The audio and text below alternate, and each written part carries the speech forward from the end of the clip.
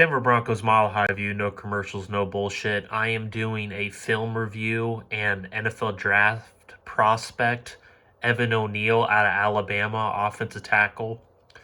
This guy is my top player on the big board for the 2022 NFL draft.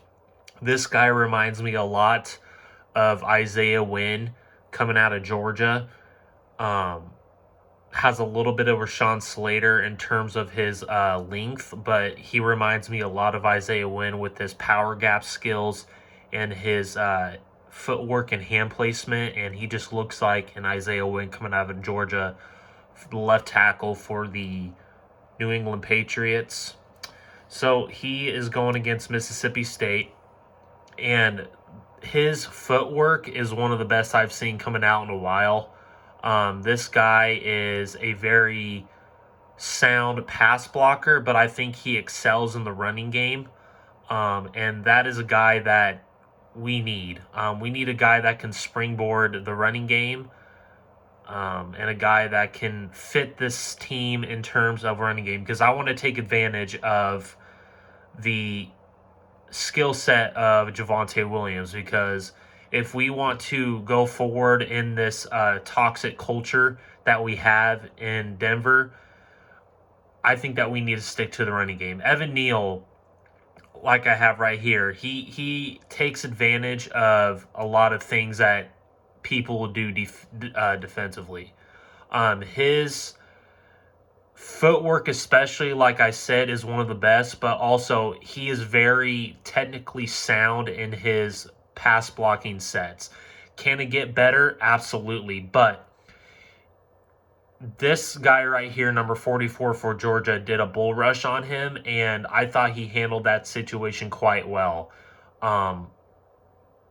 Again, Rashawn Slater, I saw a lot of this coming out of college where he did struggle with a lot of his pass pro sets, but as the year got better, Rashawn Slater and even Isaiah Wynn, to a degree, when he was coming out of Georgia, had issues like this, but as he got more playing time, he got better. And Evan Neal is a guy that I don't think a lot of people are talking about. Yeah, okay, well, he's going number one in the draft. Well, why is he going number one in the draft? Let me explain to you. Because I think offensive linemen are more valuable than quarterbacks right now, especially for the Denver Broncos, because when you have great offensive line play, there's nothing you can do to get to the quarterback in terms of, unless you have an Aaron Donald, Malik Jackson, Derek Wolfe, guys with interior pass rush. But Evan Neal, to me, he is very, what's the word? He's very multi-set. He has a lot of tools to his toolbox, and a lot of people come out, well, he played, against, poor competition during the season in the SEC. I disagree with that, because there's a lot of NFL talent in the SEC. But if you are the Denver Broncos, you need a guy like this to set the edge, because we have nobody on this offensive line besides a Quinton Miners, a Netane Moody on the offensive line that I feel confident about in the running game. Now, with Evan Neal can be that ultimate run blocking guy that people would fear on the edge, because if you want Javonte Williams to have success, you need to set the edge, because I don't know what scheme we're running under Nathaniel Hackett, because it looks like we're just throwing spaghetti at the wall, but Evan Neal is a guy that I would take in a heartbeat. I think he can fit in any scheme.